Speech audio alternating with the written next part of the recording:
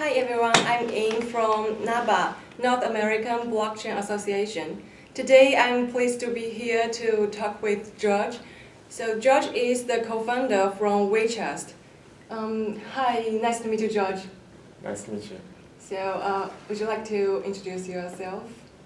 Sure. My name is George. I'm one of the co-founders at WeTrust. Our vision at WeTrust is to leverage social capital, trust networks, and blockchain technology to create an alternative financial system that's decentralized, more accessible, and based on market rates for all users. Cool. So tell me more about your company and one of your products, Rosca. Yeah. So our first product is inspired by ROSCA, which stands for Rotating Savings and Credit Association. Mm-hmm. Our product is called Trusted Lending Circles, and it's basically groups of people who know each other, who save as a group together, and decide as a group how the money should be redistributed to its members. So one can imagine it as a simple form of credit union. Oh, I see. So how did you guys come up with such brilliant idea? So me personally and my co-founders, we've always been very interested in economics and financial inclusion and figuring out different types of economic models. And we learned about this through a friend from India, and they participate in these types of groups where you contribute money and people are able to get access to credit even though they don't have bank accounts. We quickly learned that many people around the world use this, about 1 billion people. Wow, that's huge. Yeah, and at first it sounded like something that was really strange, but then as we spent more time learning about it, it started to really make sense. It really makes sense as something that any group of people can use to create their own way of getting access to credit. It also serves as a form of insurance for many people. Oh, that makes sense. So, as we know, there are plenty of virtual lending services like Sophie, Lending Club, and Prosper. So, comparing to them, what is Rosca's advantage? Yeah, the biggest interesting part of trusted lending circles is it's used by people who know each other, people who trust each other with money. And as a result, the default rates are much lower. The interest rates for savers and borrowers are both better. And it has hundreds of years of history. So there's many things we can learn from this kind of system. Why is this the case? Well, on Lending Club or Jedi-Bao or these types of peer-to-peer lending, you're dealing with stranger-to-stranger interactions. Right. And they don't feel a strong sense of shame, or they don't feel bad at all if they were to default or not keep their promise. And so a big element of trusted lending circles is that there's a lot of integrity, personal responsibility involved. The other thing is, I want to emphasize, all of these groups are between people who are willing to participate, right? So if you don't want to participate with someone that you know, you can choose not to, right? So this is between people who trust each other. So if you don't know me, you will not allow me to join your group? Yeah. So there are different kinds of safeguards on our platform because it's decentralized. We are not able to force anyone to do anything. We just create the platform for you to create your own circle. So nonetheless, there are a few ways to prevent default or fraud. The first one is social capital and reputation. The second one is allowing or creating a very easy way for people to create legal contracts, or we'll have legal contract templates for people to use in case someone defaults. And thirdly, different types of collateral. We would enable people to choose to put collateral or force other people to put collateral if they want to participate. So I think a combination of these three can also help reduce the risk of default. Oh yeah, I agree. So, so far, do you ever faced any technical barrier or any difficulty? I think one of the biggest challenges of this type of platform is accessibility.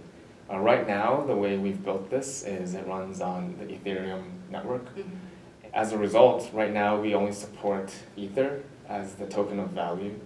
However, in the future, we believe we must support other additional types of currencies.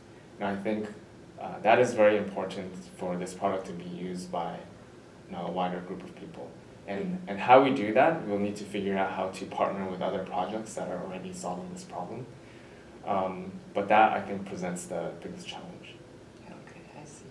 So how does Rosca make profit? So in the beginning, with groups of Roscas that are under 5 people, we won't charge any fees because we believe the value that we bring is in larger Roscas where where things can get more complicated, where there's an advantage in having our platform keep track of all the accounting, all the bidding, the history, all the transactions. So we'll charge a small transaction fee, around 0.3%, for groups that are over a certain size. So how big can a group be? The group in the future can be as large as you want it to be. There technically isn't a limit. However, we believe it's safer to have a smaller group of people because you're dealing with people you know. As the group gets larger, I think you're starting to interact with people who don't know each other. So before we allow that, we will want to create different kinds of safeguards. So on your website, I see your crowdfunding will be started in 3 days. So will you use Rosca as this crowdfunding platform? Oh, that's a good question. So our crowdfunding starts March 1st, and the crowdfunding itself won't use a Rosca model.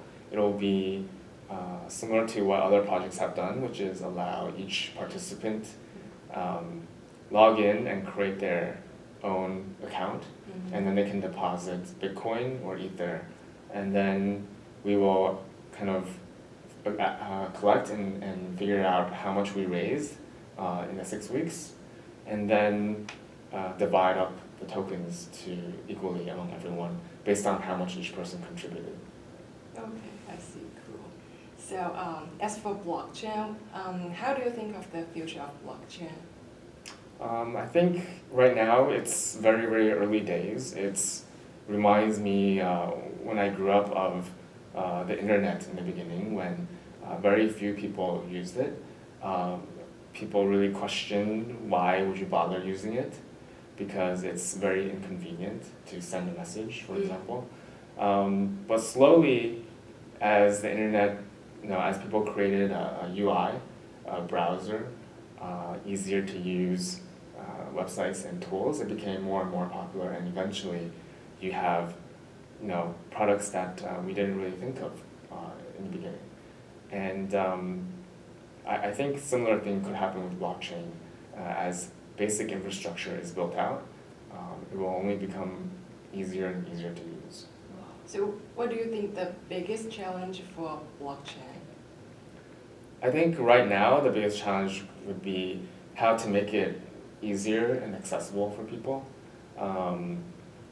There is a lot of promise in the technology and how it can solve a lot of problems in a better way. It will be hard to really realize that if people have to know so much about blockchain.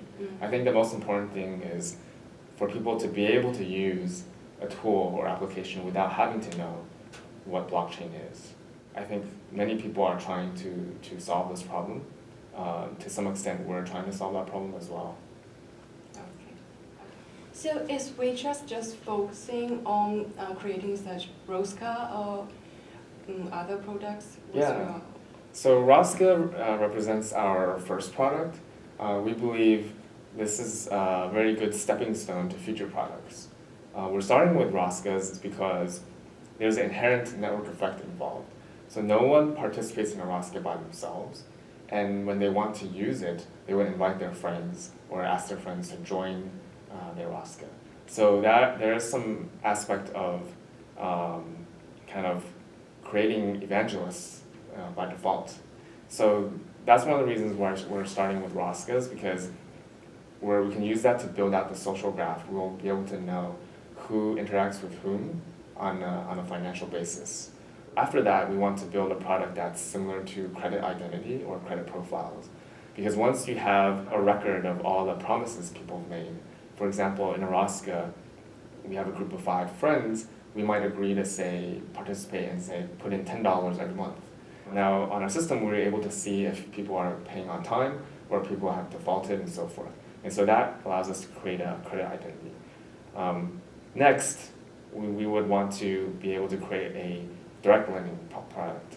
Based on these interactions and based on the social graph, we're able to create a robust direct lending system that is safer than what Lending Club can offer, because we know the social graph and it's between people who know each other.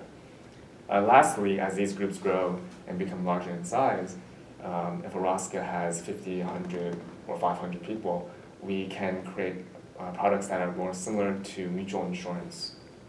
So that's kind of the last stage of the 4 products that we're creating, starting from Roscas, credit profiles, lending, and then mutual insurance. Oh, so this is a very good way to collect user data. That's one of the things that can help us create a more robust credit identity.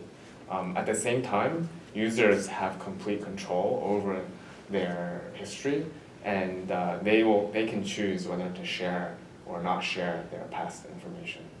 Okay, cool. As for WeTrust crowdfunding, how did you prepare for this crowdfunding campaign? We started this project about 6 months ago, and my co-founder and I had this idea about a year ago, but we first had to flesh out the ideas, research, and figure out what kind of product we wanted to create. What does the roadmap look like? What is the potential? And we had a lot of challenges finding other team members to join, because blockchain is still a very small community, small industry. However, we actually posted on Reddit, the Ethereum subreddit, talking to people about our idea, our vision, and we got hundreds of responses. We said, we're looking for people who are very passionate in this idea, developers who have done, who are interested in decentralized applications. And so through that, we found 3 other team members. So we're very thankful for that. We found another ex-Google tech lead and 2 other developers who are very strong and passionate about blockchain as well as development. So that was our first step. After that, we spent a lot of time building out the product, MVP, so that people can test and play with it. It's actually now fully deployed on Ethereum at rosca.wetrust.io, so people can use it right now. Since we're pretty new to the community, we need to build out our reputation and credibility. So we start attending more events, start reaching out to people, and start building out a base of supporters. So we're very fortunate to have a professor, his name is Imin Gun from Cornell. He's very well known in the blockchain and hacking community. He's written a lot about the DAO hack. He's a big and important supporter of ours. Another big challenge for us was finding escrow partners. So in crowdfunding, oftentimes you need to have a third party, respected individuals in the community who will hold the funds until we deliver the tokens to all participants. So we're very lucky to find a few supporters who signed up to join us a few days ago. So we announced that on our blog post recently. Cool. And any interesting story in your team you would like to share? So my co-founder, Patrick, he was actually, we met a few years ago, and he met me through a housemate I have. So one of my tenants, I guess, they were best friends. They were roommates in college at UC Berkeley. And so he used to come over a lot and hang out, and we started talking about Bitcoin and blockchain. We invested a little bit in other ICOs. As we dive deeper into learning about Ethereum, we really saw the potential that you can create so many kinds of applications that right now there is almost nothing. There aren't any applications that are very useful. And so you can almost imagine that this is the internet in 1995, where there is almost nothing on the internet except for maybe Yahoo directory. And I think that represents a huge opportunity to create something that's really special and really different from anything else. So thanks, George, to taking interview today. And do you have anything you want to say to our audience? Yeah, so our team has been hard at work for the past 6 months. We've created a great MVP. I encourage everyone to try it out at roska.wetrust.io. Our crowd sale starts March 1st, so if you believe in our vision, you can check it out and support us. Okay, thanks for watching.